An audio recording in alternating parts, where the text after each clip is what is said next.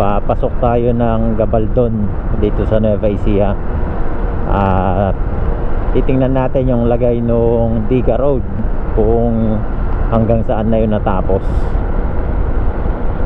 Welcome to Gabaldon, Nueva Ecija.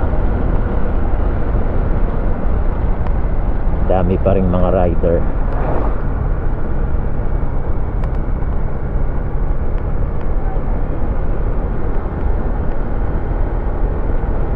Medyo maulap, huwag lang uulan.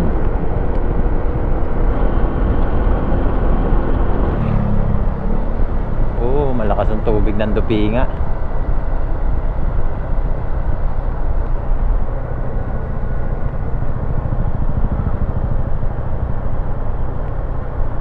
Malakas ang ulan sa bundok. Run Arc 9:40 ng umaga. Madami pa ring rider kahit linggo.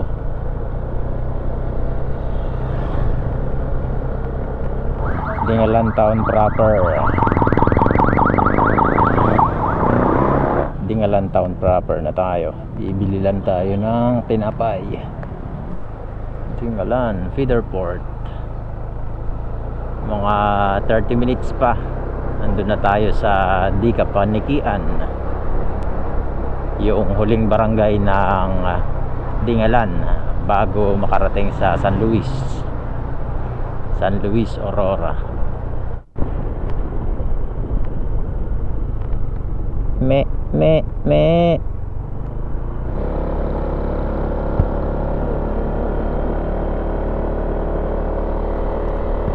yung grotto sa taas.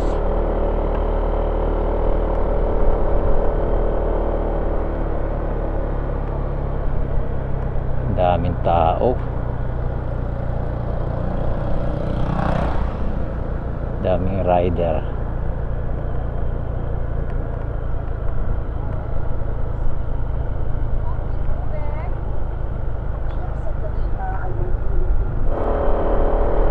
Bumagsak yung kalsada. Madulas lang tong kalsada na to kasi yung mga basa na yan minsan may lumot. 10:35 nandito na tayo sa Dica Panikian. Ito yung huling barangay ng Dingalan. Tapos yung susunod ay San Luis Aurora na. Hintay lang tayo dito. Susubukan nating dumaan sa ilog gamit itong pinakabalsa nila. Sasakay na lang natin yung motor natin.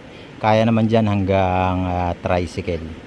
Ewan ko lang kung magkano. Tatanungin pa lang natin kung magkano yung magiging bayad patawid dun sa kabila.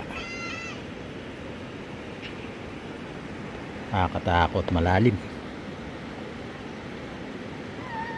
10 pesos yung tawid ng tao per head. 50 pesos pag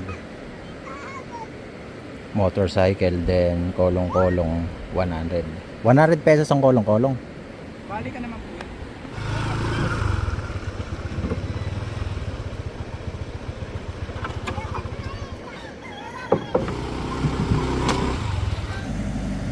Dito kami sa Barangay Dimanay at San Luis Aurora.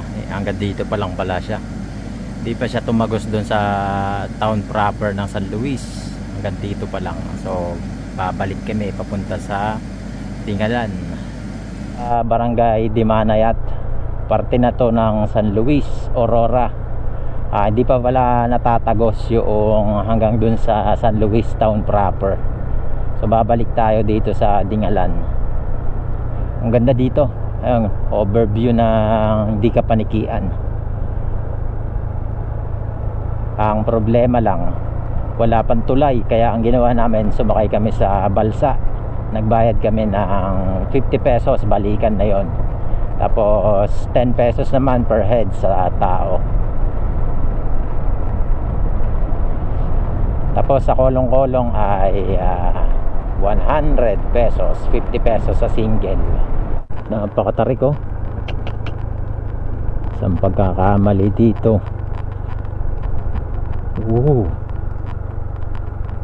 Grabe. Kaya pala hirap na hirap yung motor kaninang paahon.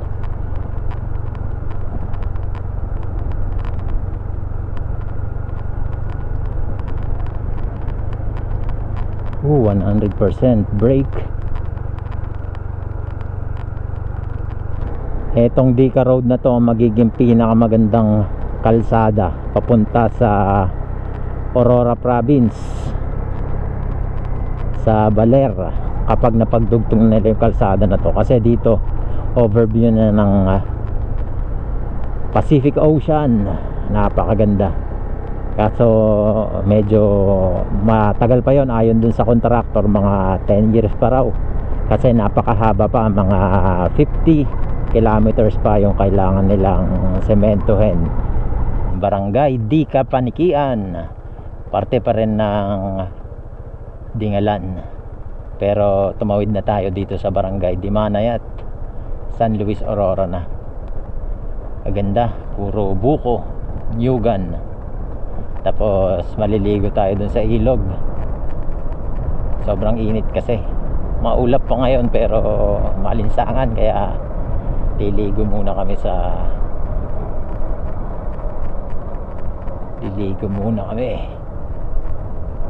bago umuwi.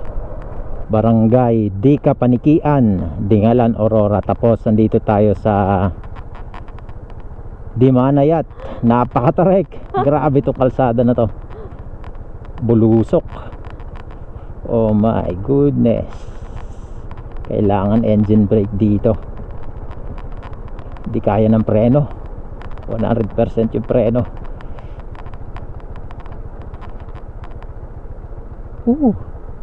After 10 years mapagdudugtong na daw itong Dingalan, Aurora at San Luis, Aurora. So matagal pa yon para ma-loop natin itong kalsada na to. Ito magiging coastal road of Aurora Province.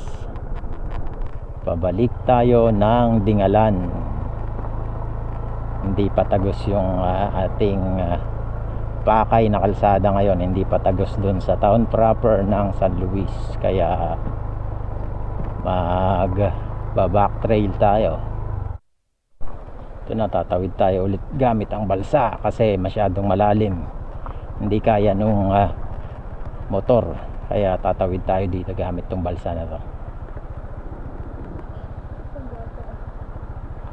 Masyadong malakas ang tubig. Oops. Tatawid tayo gamit itong balsa.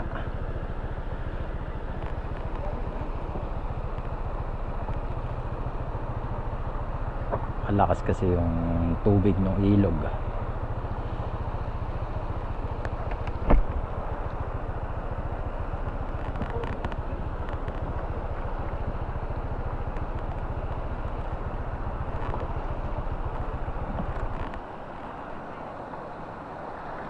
Daming naliligo.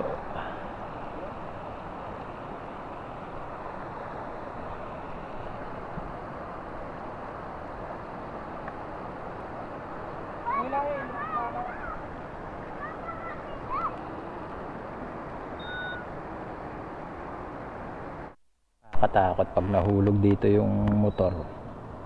Wala na, sira na.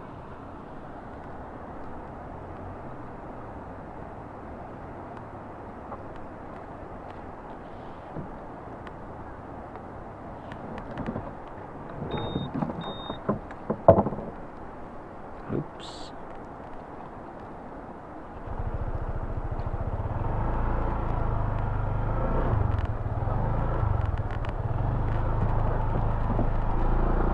Oops.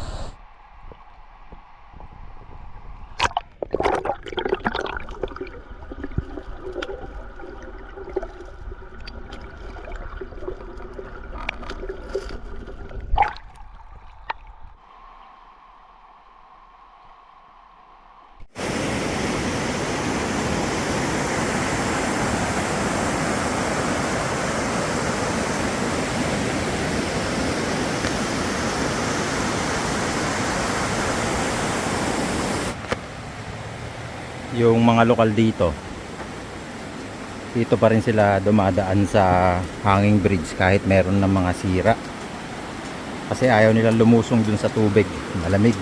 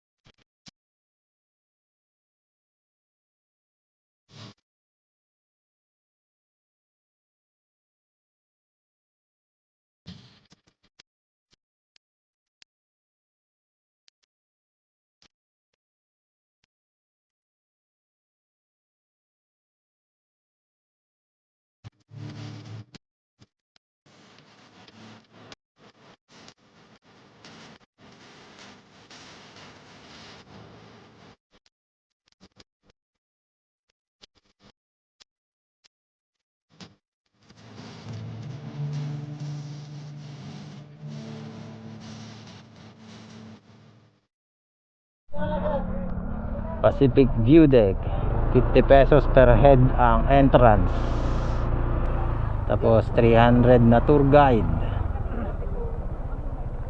Medyo pricey siya kasi 15 minutes lang daw yung 15 minutes lang daw yung trek. Sige po.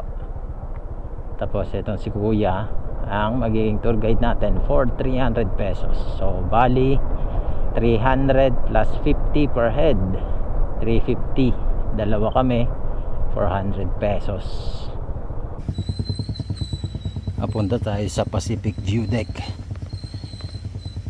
May tour guide 300 pesos, 50 pesos ang entrance, tapos 20 pesos naman yung parking, tapos 15 minutes na trail. Dito na kami, Pacific View Deck. Wala pang 15 minutes na lakad, 10 minutes lang na lakad. Dito na. Ganda. 50. Saan yung gubay?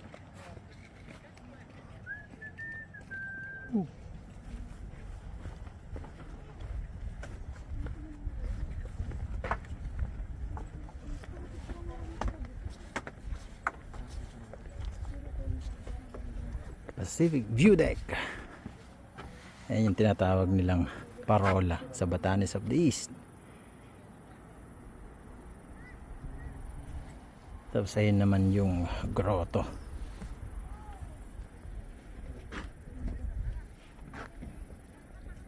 Madami yung kanyang platform.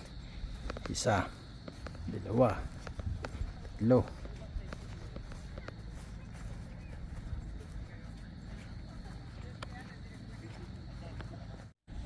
Meron pa isa dun.